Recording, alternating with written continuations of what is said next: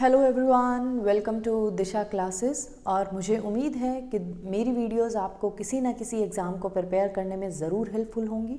और जैसे कि आपको पता है, Disha classes YouTube channel basically dedicated है NET commerce exam and state PGT commerce exam की प्रिपरेशन के लिए। और इन दोनों ही एग्ज़ाम्स की प्रिपरेशन के लिए दिशा क्लासेस पर हमने 11th क्लास का अकाउंट्स और side by side marketing subject को स्टार्ट कर रखा है। मार्केटिंग हम फिलिप कोटलर की बुक 15th एडिशन से कवर कर रहे हैं और 11th क्लास का अकाउंट्स हम DK गोयल की बुक से कवर कर रहे हैं। अकाउंट्स में हमारे 6 चैप्टर्स ऑलरेडी कंप्लीट हो चुके हैं, 7th चैप्टर हमारा चल रहा है। हमारा जो 7th चैप्टर है डबल एंट्री सिस्टम, एंट्री करने का एक सिस्टम जिसे हम बोलते हैं डबल एंट्री सिस्टम। उसका क्या मीनिंग है, क्या उसकी कैरेक्टरिस्टिक्स हैं, क्या फीचर्स हैं और किस प्रिंसिपल पे वो काम करता है, ये हम पार्ट 1 में ऑलरेडी डिस्कस कर चुके हैं। आज हम स्टार्ट कर रहे हैं पार्ट 2। जब हमने पढ़ा था कि भी डबल एंट्री सिस्टम एक ऐसा सिस्टम है जिसके अंडर हम ये देखते हैं कि भी कैसे हम जो हमारी बिजनेस के ट्रांजैक्शंस हैं उनको बुक्स ऑफ अकाउंट्स में रिकॉर्ड करेंगे।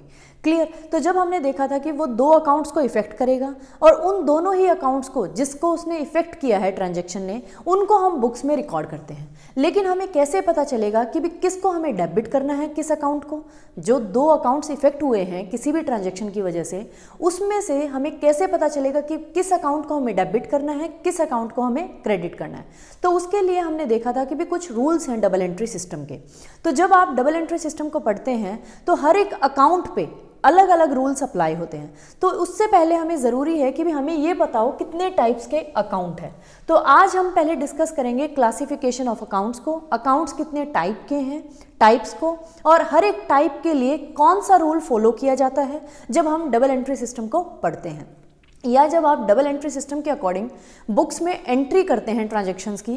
तो आप किस बेसिस पे, जो रूल्स हैं जिस बेसिस पे हम किसी अकाउंट को डेबिट करते हैं, किस अकाउंट को क्रेडिट करते हैं, ये हमें पता चलता है। तो उन रूल्स को भी यहाँ साइड बाय साइड हम डिस्कस करेंगे, क्योंकि हर एक अलग अकाउंट के लिए अलग रूल्स को फॉलो किया जाता है। तो जब हम टाइप्स ऑफ अकाउंट्स की बात करते हैं तो हमारे पास मेनली 2 टाइप्स के अकाउंट होते हैं, पर्सनल अकाउंट्स, इम्पर्सनल अकाउंट्स। और जो हमारे इम्पर्सनल अकाउंट है वो further real account and nominal account में डिवाइडेड है। तो बात करते हैं पर्सनल अकाउंट की कि पर्सनल अकाउंट कौन से होते हैं। जब हम बात करते हैं पर्सनल अकाउंट की,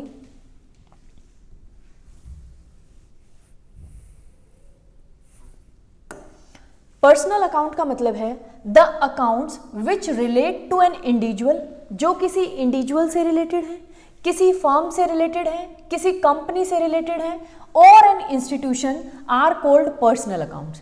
पर्सनल अकाउंट्स वो अकाउंट्स होते हैं जो किसी इंडिविजुअल से, किसी कंपनी से, किसी फर्म से, किसी इंस्टीट्यूशन से, किसी भी इन सारों में से किसी से भी रिलेटेड हैं, उसे हम बोलते हैं पर्सनल अकाउंट। फॉर एग्जाम्पल, अगर हम इंडिविजुअल की बात कर रहे हैं जैसे अकाउंट ऑफ दीपक, अगर हम कंपनी की बात कर रहे हैं अकाउंट ऑफ शक्ति प्राइवेट लिमिटेड, अगर हम इंस्टीट्यूशन की बात कर रहे हैं अकाउंट ऑफ दिल्ली यूनिवर्सिटी, या पर्सनल अकाउंट्स और हम बात करें कैपिटल अकाउंट ऑफ प्रोप्राइटर, जो बिजनेस का ऑनर है उसका कैपिटल अकाउंट, या ड्राइंग्स अकाउंट ऑफ प्रोप्राइटर, क्योंकि ये किससे रिलेटेड है, बिजनेस के प्रोप्राइटर से, जो उसके ड्राइंग्स हैं उससे रिलेटेड है।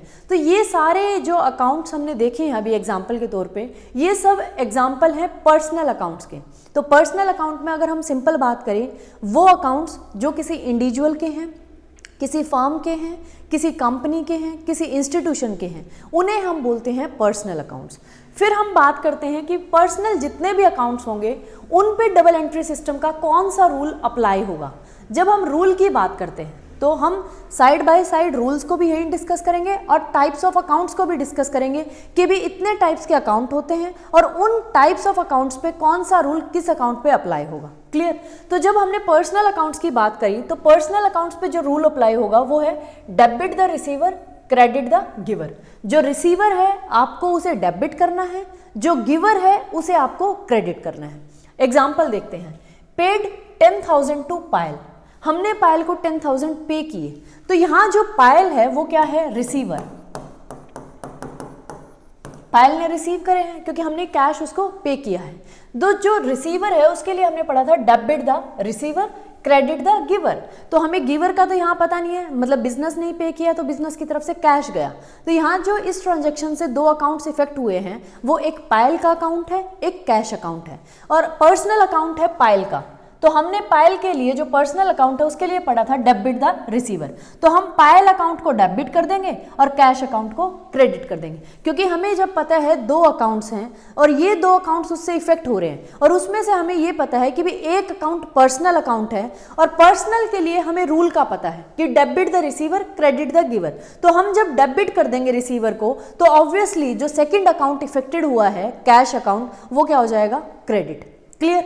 दूसरा एग्जांपल देखते हैं।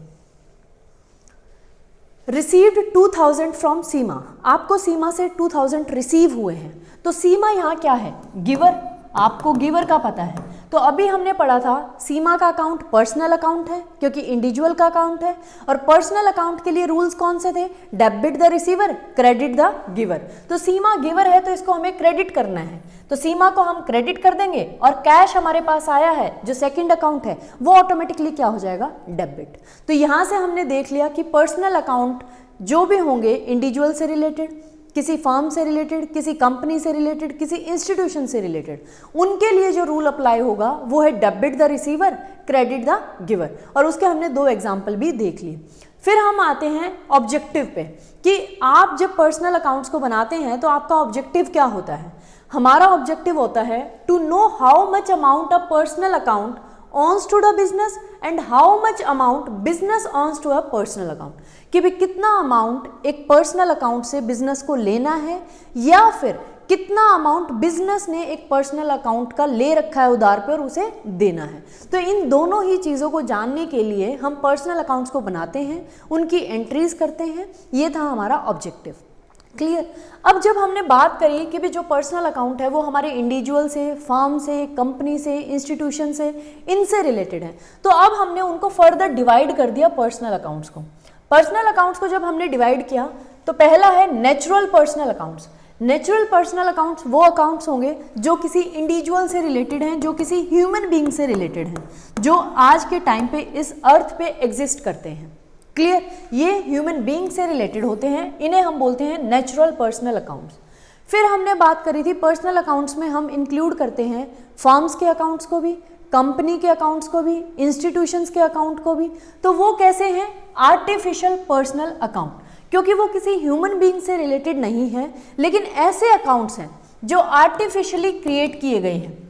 जैसे कंपनी है, company is an entity created by law, जो लॉ ने क्रिएट करी है और वो एज अ बिजनेस अपने बिहाफ पे सारी परचेज करती है, सारी सेल करती है।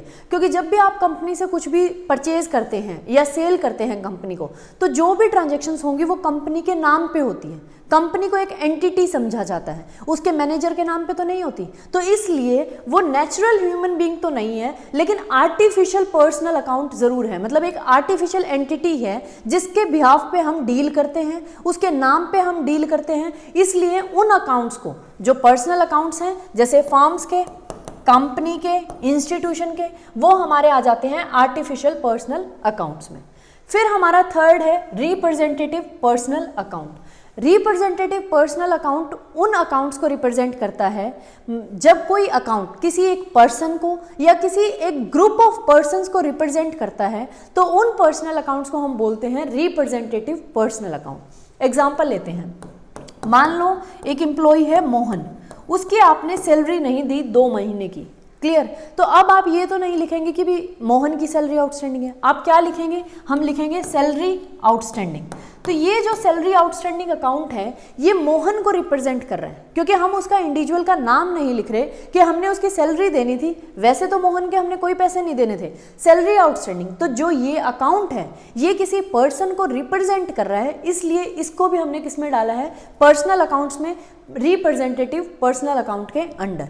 या फिर हम कह सकते हैं मोहन के साथ 5 एम्प्लॉयज़ और हैं, मतलब टोटल 10 एम्प्लॉयज़ हैं जिनकी हमने सैलरी नहीं दी, तो अब इनका भी हम 10 का नाम तो नहीं लिखेंगे, हम क्या करेंगे, सैलरी आउटस्टैंडिंग के नाम से एक अकाउंट बनाएंगे और उसमें डाल देंगे। तो ये जो सैलरी आउटस्टैंडिंग अकाउंट है अब यहाँ रिप्रेजेंट कर रहा है इन 10 लोगों को जिनकी सैलरी एक्चुअल में आउटस्टैंडिंग है, तो इसे भी हम क्या बोलेंगे, representative personal account. Clear. I think आपको तीनों पर्सनल अकाउंट्स क्लियर होंगे। फिर हम चलते हैं, जब हमने देखा था क्लासिफिकेशन में, तो इसके पर्सनल अकाउंट्स के बाद आते हैं इम्पर्सनल अकाउंट्स। इम्पर्सनल में भी हमारे पास दो टाइप्स हैं, रियल एंड नॉमिनल। जब हम रियल अकाउंट्स की बात करेंगे, पहले बात करते हैं रियल अकाउंट की।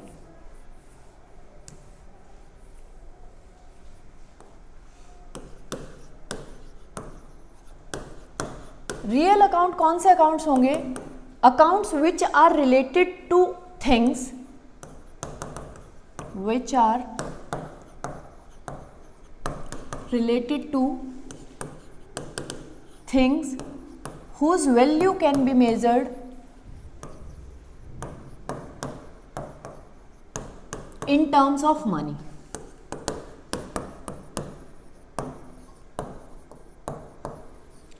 Or are the property of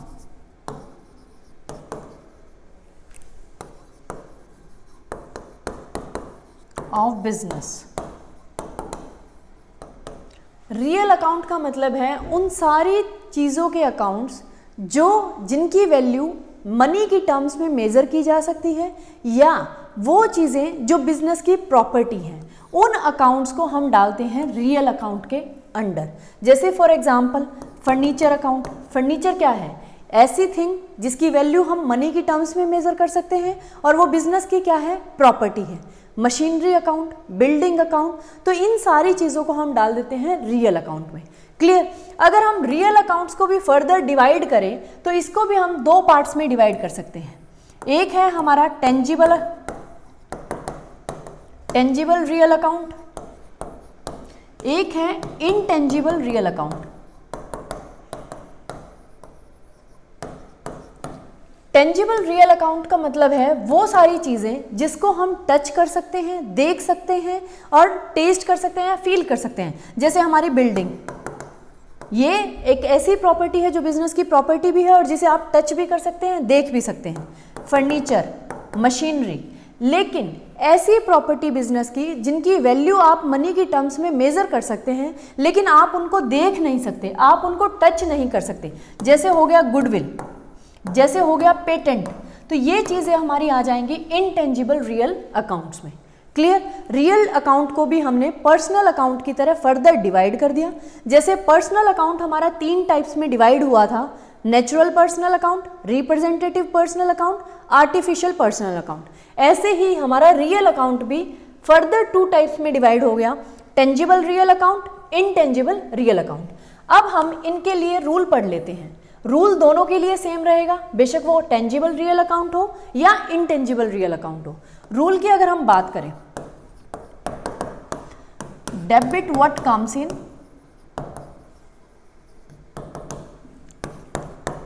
credit what goes out. तो ये रूल आपका फॉलो होगा या अप्लाई होगा जब आप रियल अकाउंट्स को डील करेंगे डबल एंट्री सिस्टम के अंडर। मतलब जो भी चीज़ आपके बिजनेस में आ रही है, कोई भी चीज़ जिसकी हम वैल्यू मनी में मेजर कर सकते हैं और जो बिजनेस की प्रॉपर्टी है, अगर वो बिजनेस में आएगी तो हम उसे डेबिट करेंगे, और कोई भी चीज़ अगर बिजनेस से जाएगी, मतलब हम बेच देते हैं किसी बिजनेस की प्रॉपर्टी को, उसे हम क्रेडिट करेंगे। तो debit what comes in, credit what goes out. जैसे एग्जाम्पल ले लेते हैं कि भाई आपने फर्नीचर परचेज किया, परचेज किया, तो ये एक ऐसी चीज़ है जिसकी वैल्यू की टर्म्स में आप मनी मेजर कर सकते हैं, जो बिजनेस की प्रॉपर्टी है। तो अभी हमने पढ़ा डेबिट व्हाट कम्स इन, आपने परचेज करा है तो बिजनेस के अंदर वो चीज़ आ रही है, तो परचेज अकाउंट डेबिट। तो परचेज अकाउंट को हम क्या कर देंगे? डेबिट कर देंगे, और इसके लिए आपने कैश दिया है तो टू कैश अकाउंट हम क्रेडिट कर देंगे। तो ये हमारा हो गया एक एग्जाम्पल डेबिट के लिए। अब हम देख लेते हैं, आपने मशीनरी सेल की है, तो जब आप मशीनरी सेल कर रहे हैं तो बिजनेस से कुछ जा रहा है, क्रेडिट व्हाट गोज आउट। अब कुछ जा रहा है तो उसके बदले में आपको कैश मिलेगा, कैश अकाउंट डेबिट। और जो चीज़ अंदर आ रही है, अब अंदर क्या आ रही है? कैश अंदर आ रहा है आपके बिजनेस में। और कैश कैसी चीज़ है? एक रियल अकाउंट है, क्योंकि ये बिजनेस की प्रॉपर्टी भी है और इसे हम मनी की टर्म्स में मेजर भी कर सकते हैं। तो कैश अकाउंट डेबिट जो अंदर आ रहा है, और बाहर क्या गया है? आपने मशीनरी बेची है, टू मशीनरी अकाउंट। तो यहाँ अगर हम देखें तो हमारे जो दोनों ही अकाउंट्स हैं वो इम्पर्सनल अकाउंट्स हैं, और जब हमने कल फर्स्ट पार्ट में पढ़ा था, हमने देखा था डबल एंट्री सिस्टम के अंडर हम पर्सनल और इम्पर्सनल दोनों ही एस्पेक्ट्स को रिकॉर्ड करते हैं। मींस ऐसा भी हो सकता है किसी ट्रांजैक्शन में कि भी दोनों ही अकाउंट जो इफेक्ट हुए हैं वो इम्पर्सनल हो, जैसे इसमें है कैश भी इम्पर्सनल है, मशीनरी भी इम्पर्सनल है। और ऐसा भी हो सकता है कि भी दोनों ही अकाउंट्स पर्सनल अकाउंट हो, या फिर ऐसा हो सकता है एक पर्सनल अकाउंट हो और एक इम्पर्सनल अकाउंट हो।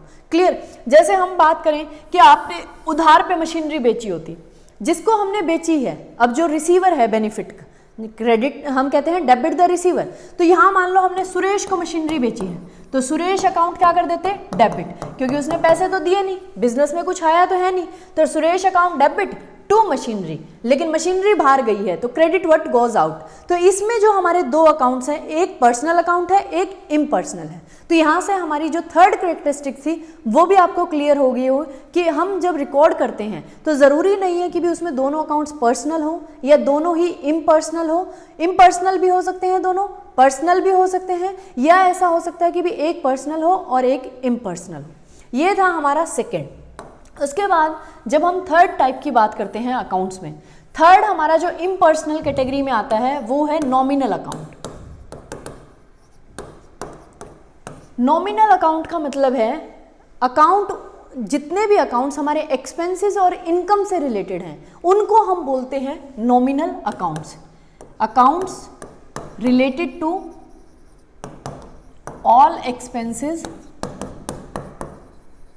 एंड इनकम्स, जितने भी अकाउंट्स आपके इनकम एंड एक्सपेंसेस से रिलेटेड हैं उन अकाउंट्स को बोला जाता है नॉमिनल अकाउंट। जैसे for example salary account, rent account, commission account, ये सारे हमारे क्या हैं? Nominal accounts. अब नॉमिनल अकाउंट्स के लिए हम रूल को पढ़ लेते हैं। इसके लिए कौन सा रूल अप्लाई होगा?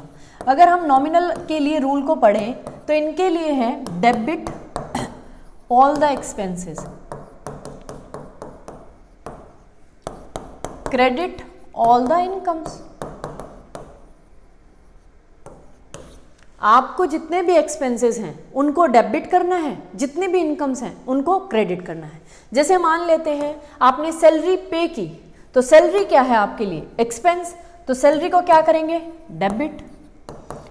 अब आपके बिजनेस से क्या जा रहा है? कैश, तो कैश कैसा अकाउंट है? रियल अकाउंट, जब हमने पढ़ा था। और रियल के लिए रूल अप्लाई होता है debit what comes in, credit what goes out. अब कैश यहाँ जा रहा है तो उसको क्या करेंगे? क्रेडिट टू कैश अकाउंट, तो इसको हमने कर दिया क्रेडिट। तो यहाँ से आपको क्लियर होगा कि भी कैसे हम एक्सपेंसेस को डेबिट करेंगे और इनकम्स को क्रेडिट करेंगे। इनकम के लिए देख लेते हैं, रिसीव्ड कमीशन 10,000, आपको कमीशन रिसीव हुआ, तो कमीशन जब आपको रिसीव हुआ तो एक तो कमीशन अकाउंट हो गया और दूसरा कैश आपके पास आया होगा। तो कैश कैसा है? रियल अकाउंट, जिसकी कोई प्रॉपर्टी बिजनेस की या जिसकी वैल्यू हम मनी की टर्म्स में वैल्यू मेजर कर सकते हैं। तो अब कैश आया है तो डेबिट व्हाट कम्स इन, तो कैश अकाउंट को हमने कर दिया डेबिट। अब किसकी वजह से आया कैश? कमीशन की वजह से। कमीशन क्या है? इनकम, और इनकम को क्या करते हैं? Credit to commission. तो ये हो जाएगी हमारी एंट्री। क्लियर? तो ये था हमारा आज का टॉपिक। और इसमें एक लास्ट चीज रह जाती है, जब भी किसी भी नॉमिनल अकाउंट के साथ, जितने भी आपके नॉमिनल अकाउंट्स हैं, नॉमिनल अकाउंट्स मतलब एक्सपेंसेस के या इनकम्स के, जैसे एक्सपेंस में लिख लेते हैं सैलरी, रेंट, या फिर हम लिख लेते हैं इनकम्स में लिख लेते हैं कमीशन को, या हम लिख लेते हैं इंटरेस्ट आ गया आपके पास, इंटरेस्ट मिल रहा है। अगर किसी भी नॉमिनल अकाउंट के साथ कोई वर्ड पहले लग जाए या कोई वर्ड बाद में लग जाए, प्रीफिक्स लग जाए या सफिक्स लग जाए, तो वो अकाउंट नॉमिनल अकाउंट से कन्वर्ट होके पर्सनल अकाउंट में बन जाएगा। उसको हम कैसे ट्रीट करेंगे? Personal account. जैसे फॉर एग्जांपल सैलरी था, सैलरी के आगे आउटस्टैंडिंग लगा दिया, आउटस्टैंडिंग लगते ही ये जो नॉमिनल अकाउंट था सैलरी का, ये अब बन गया पर्सनल अकाउंट। क्लियर? या फिर हम कह सकते हैं इंटरेस्ट एक्रूड, जो इंटरेस्ट आपने कमा लिया लेकिन अभी तक मिला नहीं, तो इसके पीछे सफिक्स लगते ही ये कैसा अकाउंट बन गया? Personal account. तो नॉमिनल अकाउंट अगर उनके आगे कोई वर्ड लग जाएगा या पीछे कोई वर्ड लग जाएगा तो वो बन जाएंगे पर्सनल अकाउंट। क्लियर? ये थी एक लास्ट मेन बात इस टॉपिक से रिलेटेड। और इसके बाद हम सिर्फ एक इलस्ट्रेशन करेंगे और हम बात करेंगे कि भी इसके एडवांटेजेस क्या हैं डबल एंट्री सिस्टम के, डिसएडवांटेजेस क्या हैं, जो रिमेनिंग चैप्टर है वो कवर करेंगे।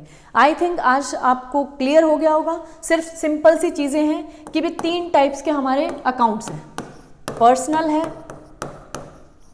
रियल है और तीसरा हमारा है नॉमिनल। और इन तीनों के लिए हमने क्या पढ़ा है, सिर्फ रूल्स को पढ़ा है। इसके लिए हमने पढ़ा है पर्सनल में debit the receiver, credit the giver. Real के लिए हमने पढ़ा है debit what comes in, credit what goes out. Nominal के लिए हमने पढ़ा है debit all the expenses, credit all the incomes. ये 3 रूल्स थे 3 अकाउंट से रिलेटेड, जिनको आपको फॉलो करना है जब डबल एंट्री सिस्टम के अकॉर्डिंग आप अकाउंटिंग करेंगे। तो thank you for watching Disha classes. और अगर आपको मेरी वीडियोस अच्छी लगती हैं तो प्लीज़ चैनल को शेयर करें, सब्सक्राइब करें। Thank you.